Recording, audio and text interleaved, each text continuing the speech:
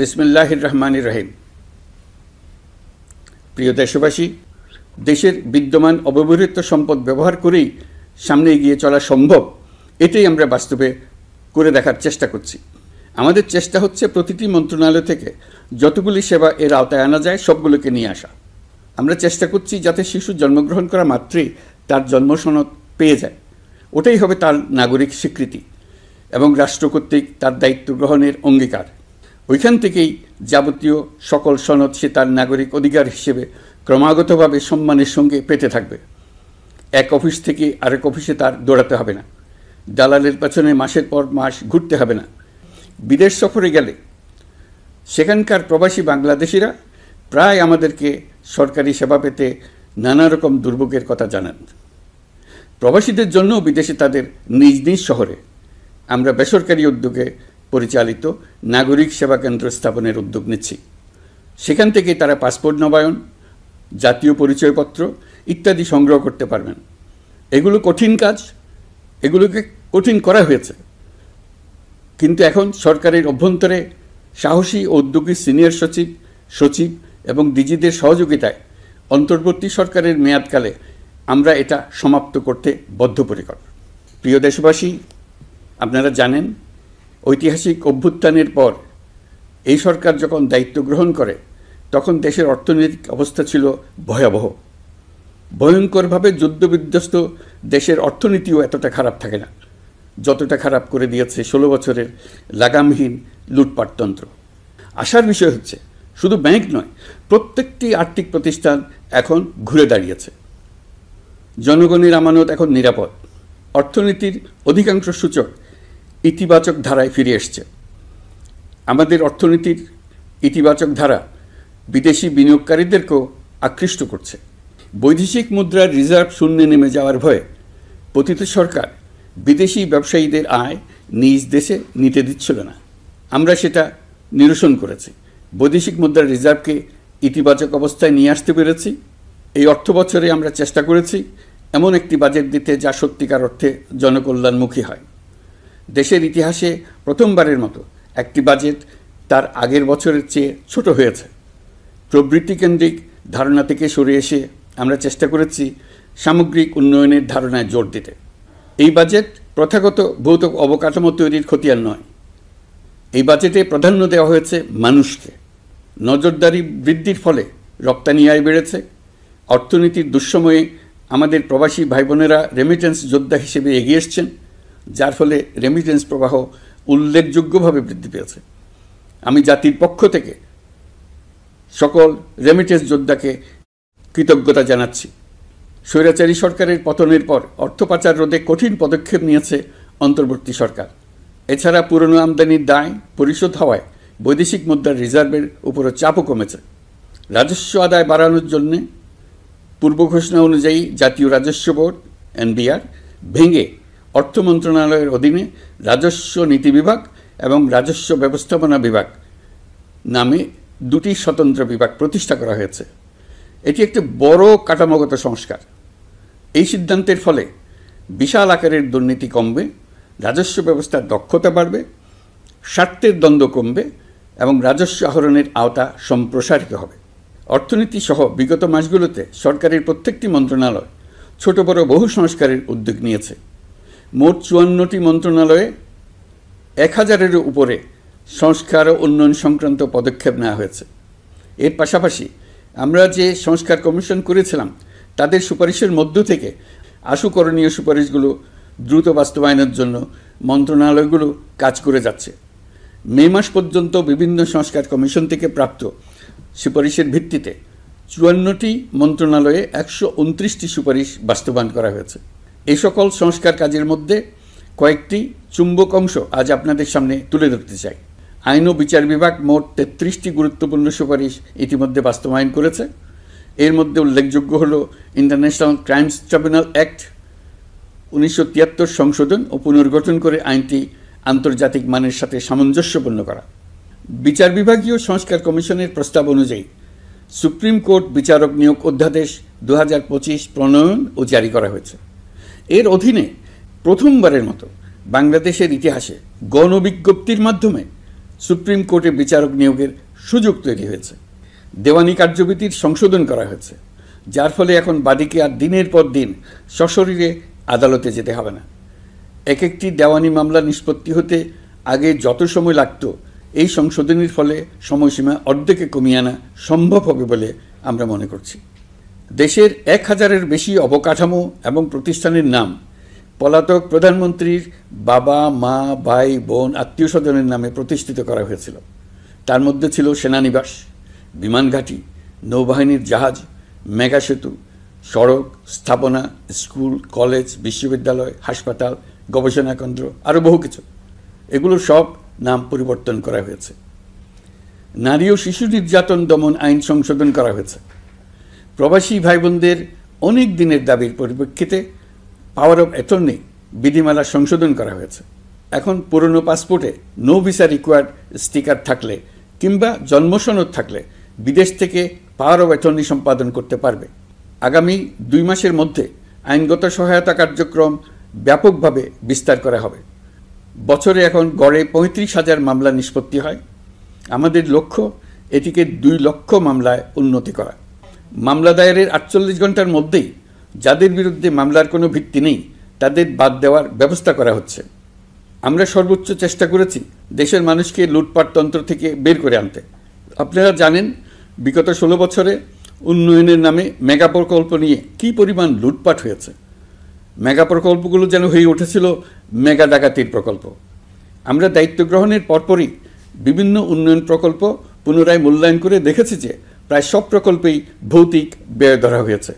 শুধুমাত্র সড়ক পরিবহন ও মহাসড়ক বিভাগ, সেতু বিভাগ, রেল মন্ত্রণালয়, বিদ্যুৎ বিভাগ, জ্বালানি ও খনিজ সম্পদ বিভাগ, এই 5টি বিভাগে ব্যয় সংকোচ করা হয়েছে 46,308 কোটি টাকা। এই টাকা দিয়ে জ্বালানি খাতে সমস্ত বকেয়া মিটিয়ে দিয়ে বকেয়ার পরিমাণ শূন্যে নামিয়ে আনা হয়েছে। বৈদেশিক ঋণ পরিশোধ করে সব ধরনের ঋণের ফাঁদ থেকে বেরিয়ে আসা আমাদের অগ্রাধিকার। দেশে বিনিয়োগ বাড়ানো ও নতুন কর্মসংস্থান তৈরিতে আমাদের গুরুত্ব দিতেই হবে। তা না হলে এদেশকে আমরা যে স্থানে নিয়ে যেতে চাই সেখানে নিয়ে যাওয়া সম্ভব হবে না। বিনিয়োগ ও কর্মসংস্থানের ব্যাপারে রাজনৈতিক দল ও জনগণ আমাদের সর্বাত্মক সমর্থন করছেন। সকলের মধ্যে ব্যাপক আগ্রহ, কৌতূহল আমাদের অনুপ্রেরণা যোগাচ্ছে। সংশ্লিষ্টদের সঙ্গে আলোচনা করে বিনিয়োগ পরিবেশ উন্নত করতে 30টি মূল সংস্কার কাজকে অগ্রাধিকার দেওয়া হয়েছে এবং ইতিমধ্যে 18টি সুপারিশ বাস্তবায়ন করা হয়েছে। বিনিয়োগ বান্ধব পরিবেশ গড়ে তুলতে এবং দেশি বিদেশি শিল্প প্রতিষ্ঠানের মধ্যে সংযোগ সৃষ্টি করতে আমরা সর্বোচ্চ চেষ্টা করে যাচ্ছি। গত অক্টোবর হতে মার্চ পর্যন্ত নেট বিদেশি বিনিয়োগ এসছে মোট 756 মিলিয়ন মার্কিন ডলার, অর্থাৎ প্রায় 9,247 কোটি টাকা। বাংলাদেশ ইনভেস্টমেন্ট সামিট 2025-এ নির্দিষ্ট খাতভিত্তিক সেশনের মাধ্যমে ব্যবসায়ী চেম্বার, ব্যাংক ও বেসরকারি খাতের অন্যান্য অংশীদারদের মধ্যে আলোচনা হয়েছে। ইনভেস্টমেন্ট সামিটে বিদেশি বিনিয়োগকারীরা ও রাজনৈতিক দলগুলোর মধ্যেও আলোচনার জন্য আলাদা ব্যবস্থা রাখা হয়েছিল, যাতে করে পরবর্তীতে যে দলই ক্ষমতায় আসুক না কেন তারা যেন বিনিয়োগ বান্ধব বাংলাদেশ গড়তে নিজেদের প্রতিশ্রুতির কথা জানাতে পারেন। সম্প্রতি চীনের বাণিজ্যমন্ত্রী চীনের 100টি কোম্পানির প্রায় 150 বিনিয়োগকারী ও ব্যবসায়ী নিয়ে বাংলাদেশে এসছেন। আমরা আশা করছি খুব দ্রুতই বড় আকারের বিদেশি বিনিয়োগ দেখতে পাব। সম্প্রতি আমি চীন, কাতার, জাপান সহ কয়েকটি দেশ সফর করেছি। এসব সফরেও বিভিন্ন বৈঠকে বাংলাদেশের অর্থনৈতিক সম্ভাবনা অগ্রগতির কথা তুলে ধরেছে। দ্বিপাক্ষিক বাণিজ্য বিনিয়োগের বিষয়ে ফলপ্রসূ আলোচনা হয়েছে। আরও বেশি সংখ্যক বাংলাদেশি যাতে বিদেশে কর্মসংস্থানের সুযোগ পায় সে চেষ্টা করেছে। বাংলাদেশে কাতারি বিনিয়োগকারীদের জন্য একটি বিশেষ অর্থনৈতিক অঞ্চল গড়ে তোলার বিষয়ে আমাদের মধ্যে আলোচনা হয়েছে। বাংলাদেশের লাখো লাখো ছেলেমেয়েরা মাদ্রাসায় পড়াশোনা করে, তাদের জন্য প্রযুক্তি শিক্ষা ও বিদেশি ভাষা শিক্ষা চালু করতে আমরা কাতার চ্যারিটির সাহায্য চেয়েছি। গত মাসে আমি জাপান সফরে গিয়েছিলাম। এই সফরে জাপানের প্রধানমন্ত্রী বাংলাদেশকে বাজেট সহায়তা ও রেলপথ উন্নয়নের জন্য $1 বিলিয়ন মার্কিন ডলারের ঋণ ঘোষণা করেছেন। দ্বিপাক্ষিক 3টি চুক্তিপত্র বিনিময় হয়েছে। এই সফরে দুই দেশের মধ্যে অর্থনৈতিক বিনিয়োগ ও অন্যান্য সহযোগিতার ক্ষেত্রে 6টি সমঝোতা স্মারক অর্থাৎ MOU স্বাক্ষর হয়েছে। বাংলাদেশের কর্মশক্তির দক্ষতা বৃদ্ধি এবং জাপানে তাদের কর্মসংস্থান সহজতর করার লক্ষ্যে জাপানের সঙ্গে আমরা 2টি সমঝোতা স্মারকে স্বাক্ষর করেছি। জাপানের শ্রমিক সংকট রয়েছে, আমরা আগামী 5 বছরে জাপানে 1 লক্ষ কর্মী পাঠানোর চুক্তি সই করেছি।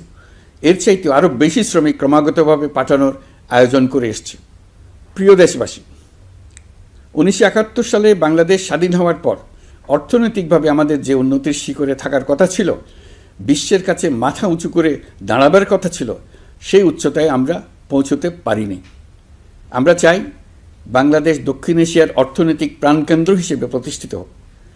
এই কারণে বিনিয়োগ পরিষেবার উন্নয়নের পাশাপাশি বন্দরের সক্ষমতা বাড়াতে উদ্যোগ নিয়েছি। এটা করা সম্ভব না হলে দেশের কোটি কোটি মানুষের বেকারত্ব ঘুচবে না, অর্থনৈতিক সংকট রয়েই যাবে। চট্টগ্রাম বন্দর নিয়ে অনেকের মধ্যে কৌতূহল তৈরি হয়েছে। মাঝে মাঝে এমন কথাও শুনেছি যে এই বন্দর বিদেশিদেরকে নাকি দিয়ে দেওয়া হচ্ছে। আমি আগেও জানিয়েছি, চট্টগ্রাম বন্দর হলো বাংলাদেশের অর্থনীতির হৃৎপিণ্ড। বর্তমানে এই হৃৎপিণ্ড অতি দুর্বল। এখন যে অবস্থায় আছে সেই অবস্থায় তাকে রেখে দিলে আমাদের অর্থনীতিকে সামনে এগিয়ে নিয়ে যাওয়া সম্ভব হবে না। এই হৃৎপিণ্ডকে বড় করতে হবে, মজবুত করতে হবে, সুঠাম করতে হবে। তা করতে হলে বহু উদ্যোগ গ্রহণ করতে হবে, অভিজ্ঞদের সাহায্য লাগবে। আমরা যাদের সঙ্গে যোগাযোগ করেছি তারা বন্দর ব্যবস্থাপনায় বিশ্বের সেরা, সবচেয়ে অভিজ্ঞ। তারা ইউরোপ, কানাডা, অস্ট্রেলিয়া, চীন, দক্ষিণ কোরিয়া, ভারত, পাকিস্তান, তুরস্ক, মধ্যপ্রাচ্য ও আফ্রিকা সহ বিশ্বজুড়ে বন্দর পরিচালনা করে। তাদের কাজ বন্দর ব্যবস্থাপনা। আমাদের লক্ষ্য হলো বন্দর ব্যবস্থাপনার কাজ যত তাড়াতাড়ি সম্ভব তাদের কাছ থেকে শিখে নেওয়া। আমি গ্যারান্টি দিয়ে বলতে পারি, যদি 31 সালের মধ্যে আমরা বন্দরের কাজ শিখে ফেলি, এর পরবর্তী 5 বছরে অর্থাৎ 36 সালের মধ্যে পৃথিবীর যত দেশে যত বন্দর এই কোম্পানিগুলো চালায় তাদের বহু বন্দর এই বাংলাদেশিরাই পরিচালনা করবে।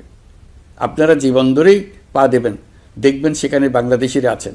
বহু লোকের কর্মসংস্থান হবে, বহু লোকের উপরে ওঠার সুযোগ হবে। তাদের নিজেদের প্রয়োজনেই তারা আমাদের চাকরি দেবে। আগে যে কোনো জাহাজে চড়লে দেখতাম জাহাজের নাবিক চট্টগ্রামের কিংবা সিলেটের। বন্দরের কাজ একবার শিখে নিতে পারলে ভবিষ্যতে আমরা যে বন্দরে যাব না কেন দেখব সেখানে চট্টগ্রাম, নোয়াখালী, সিলেট আর বরিশালের লোক, বাংলাদেশের লোক। আমাদের বন্দর যদি আধুনিক হয় তা শুধু বাংলাদেশের অর্থনীতিতেই ভূমিকা রাখবে না, বরং আমরা নেপাল, ভুটান সহ পার্শ্ববর্তী সকল দেশের অর্থনীতিতে ইতিবাচক ভূমিকা রাখতে সক্ষম হব। এই বন্দরই হবে অঞ্চলের অর্থনীতির সমৃদ্ধির চাবিকাঠি। কুমিরা থেকে টেকনাফ পর্যন্ত নানা বন্দরের কর্মচাঞ্চল্যে সমগ্র উপকূল অঞ্চল দক্ষিণ এশিয়ার একটি গুরুত্বপূর্ণ অর্থনৈতিক প্রাণকেন্দ্র হিসেবে প্রতিষ্ঠিত হবে। এই পুরো অঞ্চলে অনেকগুলো শিল্পাঞ্চল গড়ে উঠবে শুধু সমুদ্রের সান্নিধ্য এবং তার ব্যবহারের দক্ষতার কারণে। তার সঙ্গে গড়ে উঠবে আরেকটি নতুন শিল্প, আধুনিক পদ্ধতিতে সমুদ্রে মাছ পালন, আহরণ ও প্রক্রিয়াজাতকরণের শিল্প। এটি আরেকটি নতুন জগৎ সৃষ্টি করবে। এই ব্যাপারে আমরা আমাদের বন্ধু দেশগুলোর সঙ্গে আলোচনা শুরু করেছি এবং তারা উৎসাহ সহকারে সাড়া দিয়েছেন। বন্দর ব্যবস্থাপনার জন্য আমরা যাদেরকে আনছি তারা পৃথিবীর যেসব দেশে কাজ করে সেসব কোনো দেশেরই সার্বভৌমত্ব, জাতীয় নিরাপত্তা হুমকির মুখে পড়েনি। আমি দেশবাসীর প্রতি আহ্বান জানাই, আপনারা নিজেদেরকে ভিত্তিহীন বিরোধিতা এবং অপপ্রচারের শিকার হতে দেবেন না। অন্তর্বর্তীকালীন সরকারের বন্দর ব্যবস্থাপনার উদ্যোগে আপনাদের দৃঢ় সমর্থন অব্যাহত রাখুন। যারা বিরোধিতা করছে তাদের প্রতিহত করুন। আপনারা জানেন আমাদের দেশে এখন 12 লক্ষ রোহিঙ্গা বসবাস করছে। প্রায় 1 লাখ রোহিঙ্গা এসছে 2023 সাল থেকে 2024 সালের সেপ্টেম্বর সময়কালে, যখন রাখাইন রাজ্যে ব্যাপক যুদ্ধাবস্থা বিরাজ করছিল। সেখানে চলমান সংঘাত ও মানবিক পরিস্থিতির কারণে এখনও অনেকে আসতে চেষ্টা করছেন। রোহিঙ্গাদের বাংলাদেশে আসা বন্ধ করতে এবং যারা ইতিমধ্যে বাংলাদেশে অবস্থান করছেন তাদের প্রত্যাবাসনের জন্য আমরা উদ্যোগ নিয়েছি। আমরা যখন দায়িত্ব গ্রহণ করেছিলাম তখন রোহিঙ্গা ইস্যুটিকে প্রায় মৃত অবস্থায় পেয়েছিলাম। আন্তর্জাতিক এজেন্ডা থেকে ইস্যুটি ঝরে পড়েছিল। সেই অবস্থা থেকে আমরা ইস্যুটিকে বিশ্ববাসীর দৃষ্টির সম্মুখভাবে নিয়ে আসতে পেরেছি। আমি গত বছর সেপ্টেম্বর মাসে জাতিসংঘ সাধারণ পরিষদে রোহিঙ্গা বিষয়ক একটি আন্তর্জাতিক সম্মেলন অনুষ্ঠানের আহ্বান জানিয়েছিলাম। আপনারা জেনে খুশি হবেন, জাতিসংঘের সকল সদস্য রাষ্ট্র এই বিষয়ে একমত হয়েছেন এবং তারা একটি উচ্চ পর্যায়ের আন্তর্জাতিক সম্মেলন আয়োজনের সিদ্ধান্ত নিয়েছে। এই বছর সেপ্টেম্বর মাসে যুক্তরাষ্ট্রের নিউ ইয়র্কে এই সম্মেলনটি অনুষ্ঠিত হবে। একই সাথে রোহিঙ্গাদের প্রত্যাবাসনের জন্য আমরা আন্তর্জাতিক জনমত গঠন করতে পেরেছি। গত মার্চ মাসে বাংলাদেশ সফরে এসে জাতিসংঘের মহাসচিব অ্যান্টোনিও গুতেরেস পরিষ্কারভাবে ঘোষণা করেছেন যে মিয়ানমারে প্রত্যাবাসনই রোহিঙ্গা সমস্যার একমাত্র সমাধান। প্রত্যাবাসনের বিষয়ে আরেকটি বড় অগ্রগতি হচ্ছে মিয়ানমার সরকার কর্তৃক প্রত্যাবাসনযোগ্য রোহিঙ্গাদের সর্বপ্রথম তালিকা ঘোষণা। গত এপ্রিল মাসে ব্যাংককে বিমস্টেক সম্মেলনের সাইডলাইনে আলোচনার সময় মিয়ানমার সরকার প্রথমবারের মতো 1,80,000 রোহিঙ্গা প্রত্যাবাসনযোগ্য বলে ঘোষণা করেছে। রোহিঙ্গাদের প্রত্যাবাসনে ও আমাদের সীমান্তের নিরাপত্তা নিশ্চিত করতে মিয়ানমারের সরকার সহ সেখানকার বিদ্রোহী গোষ্ঠীর সাথে আনুষ্ঠানিক ও অনানুষ্ঠানিক যোগাযোগ রাখা হচ্ছে। আমরা যত দেশেই সফর করেছি সব দেশেই রোহিঙ্গা সংকট মোকাবেলায় রাষ্ট্রীয় নেতা ও সরকারের প্রতিনিধিদের সঙ্গে আলোচনা করেছি, তাদের সহযোগিতা চেয়েছে। তারা ইতিবাচকভাবে আমাদের আহ্বানে সাড়া দিয়েছেন। জাতিসংঘের মহাসচিব গত মার্চ মাসে ঢাকা সফরকালে রাখাইন রাজ্যে মানবিক বিপর্যয়ের মোকাবেলার জন্য একটি ত্রাণ চ্যানেলের প্রস্তাব করেছিলেন। তিনি বলেছিলেন এই প্রস্তাবটি রোহিঙ্গাদের প্রত্যাবাসনে সহায়ক হবে। বিষয়টি প্রস্তাব পর্যায়ে রয়ে গেছে। আমরা লক্ষ্য করেছি রাখাইনের জন্য বাংলাদেশ করিডোর দিয়ে দিয়েছে বলে একটা অপপ্রচার চালানো হচ্ছে। আমি সুস্পষ্টভাবে বলছি এটা সর্বৈব মিথ্যা। এটা চিলে কান নিয়ে যাওয়ার গল্প। যারা অসত্য কল্পকাহিনী বানিয়ে বাংলাদেশের মানুষকে ক্রমাগত বিভ্রান্ত করে অশান্তি সৃষ্টিতে নিয়োজিত, এটা তাদেরই শিল্পকর্ম। আপনারা এ বিষয়ে হুঁশিয়ার থাকবেন, কোনোভাবেই বিভ্রান্ত হবেন না। এসব অপপ্রচার সত্ত্বেও আমরা লক্ষ্যচ্যুত হব না। এই জটিল সমস্যাটি সমাধানে আমাদের কাজ চালিয়ে যাব। প্রিয় দেশবাসী, আগামী মাসে জুলাই গণ অভ্যুত্থানের বছর পূর্ণ হবে। যাদের আত্মত্যাগের কারণে এই অভ্যুত্থান সম্ভব হলো, আমরা তাদেরকে এবং তাদের পরিবারকে প্রতি মুহূর্তে আমাদের দৃষ্টিতে রেখেছি। তাদের জন্য নানা কর্মসূচি আমরা বাস্তবায়ন করে চলেছি। এখন পর্যন্ত 834টি শহীদ পরিবারের মধ্যে 630টি শহীদ পরিবারকে 10 লক্ষ টাকা করে 63 কোটি টাকার সঞ্চয়পত্রের জন্য ব্যাংক চেক দেওয়া হয়েছে। অবশিষ্ট যারা আছেন তাদের ওয়ারিশ নির্ধারণ সংক্রান্ত বিষয়গুলি নিষ্পত্তি সাপেক্ষে সঞ্চয়পত্র দেওয়া হবে। এর পাশাপাশি গণ অভ্যুত্থানে আহত প্রায় 12,500 জনকে 106 কোটি টাকা দেওয়া হয়েছে। গণ অভ্যুত্থানে আহতদের মধ্যে সরকারি বেসরকারি বিভিন্ন হাসপাতালে এই পর্যন্ত 15,393 জন চিকিৎসা গ্রহণ করেছেন। স্বাস্থ্যসেবা বিভাগের মাধ্যমে 40 জন আর মুক্তিযুদ্ধ বিষয়ক মন্ত্রণালয়ের মাধ্যমে 11 জনকে উন্নত চিকিৎসার জন্য সিঙ্গাপুর, থাইল্যান্ড ও রাশিয়া পাঠানো হয়েছে। তাদের চিকিৎসা বাবদ এই পর্যন্ত সরকার 61 কোটি টাকা ব্যয় করেছে এবং এই ব্যয় অব্যাহত আছে। আরও 28 জন জুলাই যোদ্ধাকে উন্নত চিকিৎসার জন্য সিঙ্গাপুর, থাইল্যান্ড ও তুরস্কে পাঠানোর প্রক্রিয়া চলছে। এখন পর্যন্ত বিভিন্ন হাসপাতালে চিকিৎসাধীনদের যুক্তরাজ্য, যুক্তরাষ্ট্র, ফ্রান্স, সিঙ্গাপুর, থাইল্যান্ড, চীন, মালয়েশিয়া ও নেপাল থেকে 26 জন বিশেষজ্ঞ চিকিৎসক এসে বিনামূল্যে চিকিৎসা দিয়েছেন। এই চিকিৎসকবৃন্দ শুধু যাতায়াত খরচ গ্রহণ করেছেন, এর বেশি কিছু তারা গ্রহণ করতে চান নাই। আমরা তাদের প্রতি কৃতজ্ঞ। এই পর্যন্ত শহীদ পরিবারগুলোকে সঞ্চয়পত্র প্রদান, আহত ব্যক্তিদের চিকিৎসা ও চেক প্রদান বাবদ সরকার মোট 285 কোটি টাকা ব্যয় করেছে। প্রিয় দেশবাসী, আমি শুরু থেকেই বলেছি পতিত স্বৈরাচার বাংলাদেশকে যেভাবে ধ্বংসস্তূপ বানিয়েছে, সেখান থেকে নতুন করে যাত্রা শুরু করতে হলে ন্যূনতম 3টি আবশ্যিক কাজ সম্পন্ন করতে হবে। প্রথমত, বিচার ও জবাবদিহিতা প্রতিষ্ঠার উদ্যোগ দৃশ্যমান করে তোলা। দ্বিতীয়ত, রাষ্ট্রের গণতান্ত্রিক পুনর্গঠন ও প্রাতিষ্ঠানিক কাঠামোর সংস্কার সাধনে প্রয়োজনীয় ঐক্যমত ও পথনকশা তৈরি করা। তৃতীয়ত, একটি অবাধ, সুষ্ঠু ও শান্তিপূর্ণ নির্বাচন আয়োজন করে ক্ষমতা হস্তান্তরের গণতান্ত্রিক প্রক্রিয়া সম্পন্ন করা। এই লক্ষ্যে ধ্বংসপ্রাপ্ত নির্বাচন ব্যবস্থাকে স্থায়ীভাবে সংস্কার করা।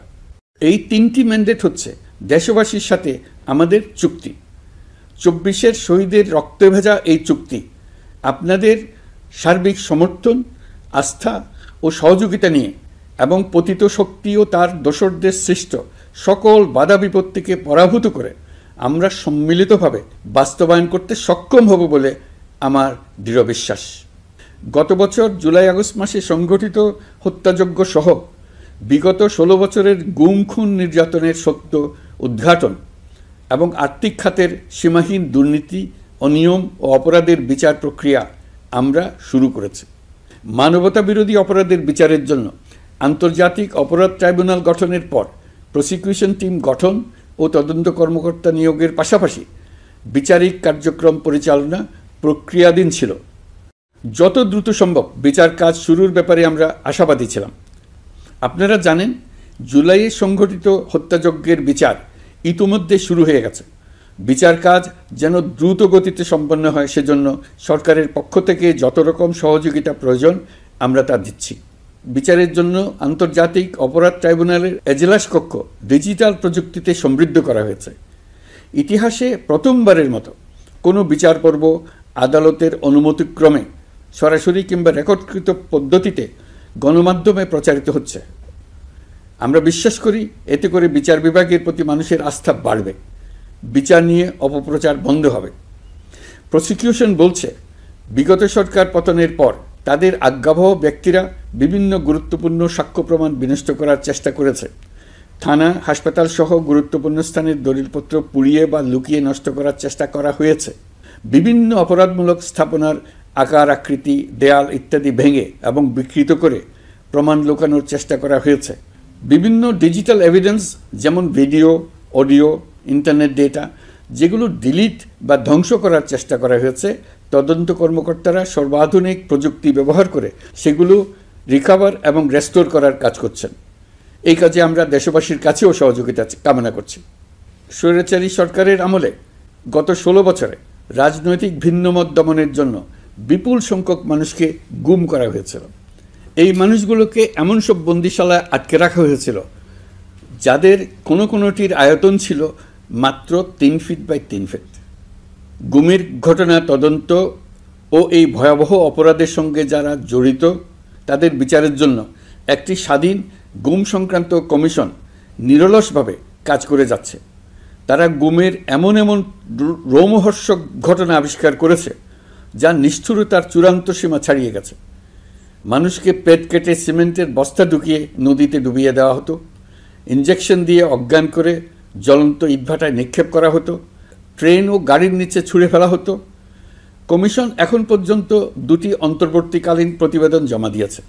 তারা এখনও প্রতিনিয়ত নতুন অভিযোগ পাচ্ছে। ইতিমধ্যে গুমের তদন্ত কার্যক্রমের জন্য ঢাকা শহরে 3টি, চাঁপাইনবাবগঞ্জ ও বগুড়া জেলায় 3টি গুমের কেন্দ্র পরিদর্শন ও সাক্ষ্য গ্রহণ করা হয়েছে। তদন্ত কাজে মানুষের সম্পৃক্ততা বাড়াতে বিশ্ববিদ্যালয়, মাদ্রাসা পর্যায়ে গণশুনানি গ্রহণ করা হয়েছে। মোট 8 শতাধিক শিক্ষার্থী, শিক্ষক, সাধারণ মানুষ গণশুনানিতে অংশ নিয়েছেন।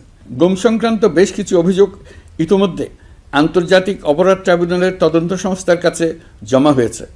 এছাড়াও এই সংক্রান্ত একটা আইন প্রণয়নের কাজ প্রায় শেষ পর্যায়ে আছে।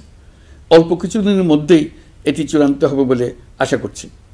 গত 16 বছর ধরে এদেশের প্রতিটি স্তরে অপরাধ, অনিয়ম, দুর্নীতির ভাইরাস ছড়িয়ে পড়েছিল।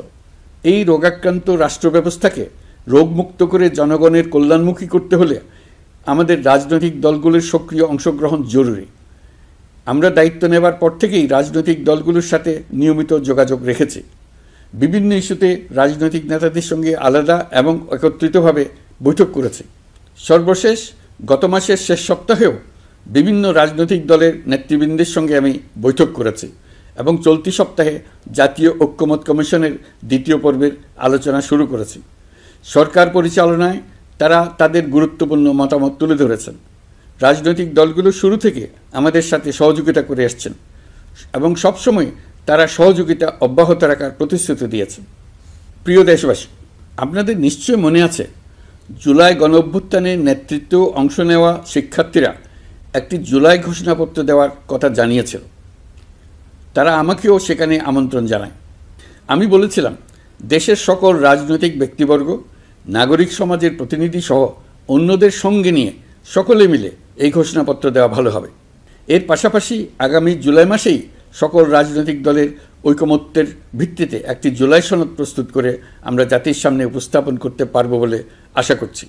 এই জুলাই সনদ হলো একটি প্রতিশ্রুতি, একটি জনকল্যাণমুখী রাষ্ট্র নির্মাণের জন্য সংস্কার কমিশন যে প্রস্তাবগুলো দিয়েছে সেগুলোর মধ্য থেকে রাজনৈতিক দলগুলো যে কয়টিতে একমত হয়েছে তার তালিকা থাকবে এই সনদে। জুলাই সনদে স্বাক্ষর করে তারা জাতির কাছে সেগুলো বাস্তবায়নের অঙ্গীকার করবে। জুলাই সনদ অনুযায়ী আশু করণীয় সংস্কার কাজগুলো আমরা বাস্তবায়ন করতে প্রতিজ্ঞাবদ্ধ। বাকি অংশের বেশ কিছু কাজও আমরা শুরু করে যেতে চাই। আশা করি অবশিষ্ট অংশ পরবর্তীতে নির্বাচিত সরকারের মাধ্যমে বাস্তবায়ন অব্যাহত থাকবে। প্রাতিষ্ঠানিক সংস্কারের দৃঢ় প্রতিশ্রুতি বাস্তবায়নে আমাদেরকে দৃঢ়ভাবে এবং ঐক্যবদ্ধভাবে এগিয়ে যেতে হবে। এর কোনো বিকল্প নেই। এর বাস্তবায়নের মাধ্যমে পুরো বিশ্বের কাছে দেশের নতুন ঐক্যবদ্ধ ভাবমূর্তি তুলে ধরা যাবে। বিশ্বব্যাপী সবার কাছে জাতি হিসেবে বাংলাদেশের শক্তি সম্পর্কে স্পষ্ট ধারণা তৈরি হবে। ঐকমত্য কমিশন গঠন করা আমাদের একটি দুঃসাহসিক উদ্যোগ ছিল। অন্য কোনো দেশে এমন কোনো নজির নেই। এর মাধ্যমে আমরা জাতি হিসেবে রাজনৈতিক গভীরতার সন্ধান পেয়েছি। রাজনৈতিক ঐক্যে পৌঁছার জন্য ঐকমত্য কমিশনের সঙ্গে সকল দলের দলগত প্রস্তুতি, ঘণ্টার পর ঘণ্টা কমিশনের সঙ্গে ঐকান্তিক আলোচনা, জাতীয় লাইভ টেলিভিশনের সামনে সকল দলের ঐকমত্যে পৌঁছার একান্ত প্রয়াস আমাদের রাজনৈতিক ইতিহাসে স্মরণীয় হয়ে থাকবে। এই কমিশনের চেয়ারম্যান হিসেবে আমি সকল রাজনৈতিক দলের কাছে তাদের সীমাহীন ধৈর্য এবং কমিশনের প্রতি তাদের সহযোগিতা এবং সৌজন্য প্রকাশের জন্য জাতির পক্ষ থেকে ধন্যবাদ জানাচ্ছি। আশা করি আমাদের অসমাপ্ত কাজ সমাপ্ত করে শিগগিরই পূর্ণাঙ্গ জুলাই সনদ তৈরি করে জাতির জন্য একটা নতুন পথ নির্দেশনা রেখে যেতে পারব। এই কমিশনের অভিজ্ঞতার মাধ্যমে দেশের যে নতুন রাজনৈতিক সংস্কৃতি গড়ে ওঠার সম্ভাবনা দেখা দিয়েছে, আগামী নির্বাচনের মাধ্যমে যদি সেটা বিকাশমানভাবে স্থায়ী রূপ দিতে পারে তাহলে আমরা ভবিষ্যতের সকল রাজনৈতিক সংকট মোকাবেলা করতে সক্ষম হব। সকল প্রস্তুতি সমাপ্ত করে দেশের সকল মানুষের, কিশোর কিশোরী, তরুণ তরুণী, ছাত্রছাত্রী, কৃষক, জেলে, গৃহিণী, দিনমজুর, শ্রমিক, ব্যবসায়ী, পেশাজীবী, শিল্পী সবাই মিলে চেষ্টা করে একটা সুন্দর নিখুঁত নির্বাচন আয়োজন করে নতুন বাংলাদেশের দৃঢ় ভিত্তি রচনা করব। প্রিয় দেশবাসী, আমি জানি আগামী জাতীয় নির্বাচন কখন হবে সে বিষয়ে সিদ্ধান্ত জানার জন্য রাজনৈতিক দল ও জনগণের মধ্যে বিপুল আগ্রহ রয়েছে। আমি বারবার বলেছি এই নির্বাচন ডিসেম্বর থেকে আগামী বছরের জুনের মধ্যে অনুষ্ঠিত হবে। এই সময়ের মধ্যে দেশের নির্বাচন উপযোগী পরিবেশ সৃষ্টির জন্য যা যা করা দরকার সরকার তাই করছে। এখানে মনে রাখা জরুরি, বাংলাদেশ স্বাধীনতার পর থেকে যতবার গভীর সংকটে নিমজ্জিত হয়েছে তার সবগুলোরই প্রধান কারণ ছিল ত্রুটিপূর্ণ নির্বাচন। ত্রুটিপূর্ণ নির্বাচন প্রক্রিয়ায় বারবার ক্ষমতা কক্ষিগত করার মধ্য দিয়ে একটি রাজনৈতিক দল বর্বর ফ্যাসিস্টে পরিণত হয়েছিল। এই ধরনের নির্বাচন যারা আয়োজন করে তারা জাতির কাছে অপরাধী হিসেবে চিহ্নিত হয়ে যায়। এমন নির্বাচনের মধ্য দিয়ে যে দল ক্ষমতায় আসে তারাও জনগণের কাছে ঘৃণিত হয়ে থাকে। এই সরকারের একটি বড় দায়িত্ব হলো একটি পরিচ্ছন্ন, উৎসবমুখর, শান্তিপূর্ণ, বিপুলভাবে অংশগ্রহণের পরিবেশে একটি নির্বাচন অনুষ্ঠান করা, এমন একটি নির্বাচন আয়োজন করা যাতে করে দেশ ভবিষ্যতে নতুন সংকটে না পড়ে। এই জন্য সবচেয়ে বেশি গুরুত্বপূর্ণ হলো প্রাতিষ্ঠানিক সংস্কার। যেই প্রতিষ্ঠানগুলো নির্বাচনের সঙ্গে সরাসরি জড়িত সেগুলোতে যদি সুশাসন নিশ্চিত করা না যায় তাহলে ছাত্র জনতার সকল আত্মত্যাগ বিফলে যাবে। সংস্কার, বিচার, নির্বাচন এই তিনটি ম্যান্ডেটের ভিত্তিতে আমরা দায়িত্ব গ্রহণ করেছিলাম। সেই বিবেচনায় আগামী রোজার ঈদের মধ্যে সংস্কার ও বিচারের বিষয়ে আমরা একটি গ্রহণযোগ্য জায়গায় পৌঁছতে পারব বলে বিশ্বাস করি। বিশেষ করে মানবতা বিরোধী অপরাধের বিচার, যা কিনা জুলাই গণ অভ্যুত্থানের শহীদদের প্রতি আমাদের সম্মিলিত দায়, সেই বিষয়ে আমরা দৃশ্যমান অগ্রগতি দেখতে পারব। এতে আমাদের উপর আপনাদের অর্পিত ম্যান্ডেট ন্যূনতম হলেও বাস্তবায়ন করে যেতে পারব। সেই বিবেচনায় ও ইতিহাসে সবচেয়ে অবাধ, সুষ্ঠু, প্রতিদ্বন্দ্বিতামূলক ও গ্রহণযোগ্য নির্বাচন আয়োজনের জন্য সকল পক্ষের সঙ্গে আমরা আলোচনা করেছি। পাশাপাশি বিচার, সংস্কার ও নির্বাচন সংক্রান্ত চলমান সংস্কার কার্যক্রম পর্যালোচনা করে আমি আজ দেশবাসীর কাছে ঘোষণা করছি যে আগামী জাতীয় নির্বাচন 2026 সালের এপ্রিলের প্রথমার্ধের যে কোনো একটি দিনে অনুষ্ঠিত হবে। এই ঘোষণার ভিত্তিতে নির্বাচন কমিশন উপযুক্ত সময়ে আপনাদের কাছে নির্বাচনের বিস্তারিত রোডম্যাপ প্রদান করবে। আমরা এমন নির্বাচন চাই যা দেখে অভ্যুত্থানের শহীদদের আত্মা তৃপ্তি পাবে, তাদের আত্মা শান্তি পাবে। আমরা চাই আগামী নির্বাচনে সবচেয়ে বেশি ভোটার, সবচেয়ে বেশি প্রার্থী ও দল অংশ নেক। এটা সবচেয়ে অবাধ, সুষ্ঠু ও নিরপেক্ষ নির্বাচন হিসেবে জাতির কাছে স্মরণীয় হয়ে থাকুক। ১.৫ যুগ পরে দেশে সত্যিকারের একটি জনপ্রতিনিধিত্বশীল সংসদ গঠিত হবে। বিপুল তরুণ গোষ্ঠী এবার জীবনে প্রথম ভোট দেওয়ার সুযোগ পাবে। এসব লক্ষ্যে প্রয়োজনীয় সকল পদক্ষেপ নেওয়ার জন্য আমরা জাতির কাছে অঙ্গীকারবদ্ধ। আমি দেশবাসীর প্রতি আহ্বান জানাই, আপনারা সকল রাজনৈতিক দল এবং আপনাদের এলাকার প্রার্থীদের কাছ থেকে সুনির্দিষ্ট অঙ্গীকার আদায় করে নেবেন, যেন আগামী সংসদের প্রথম অধিবেশনেই যেসব সংস্কারের প্রশ্নে ঐকমত্য অর্জিত হয়েছে তা কোনো প্রকার কাটাছেঁড়া ছাড়াই যেন তারা অনুমোদন করেন।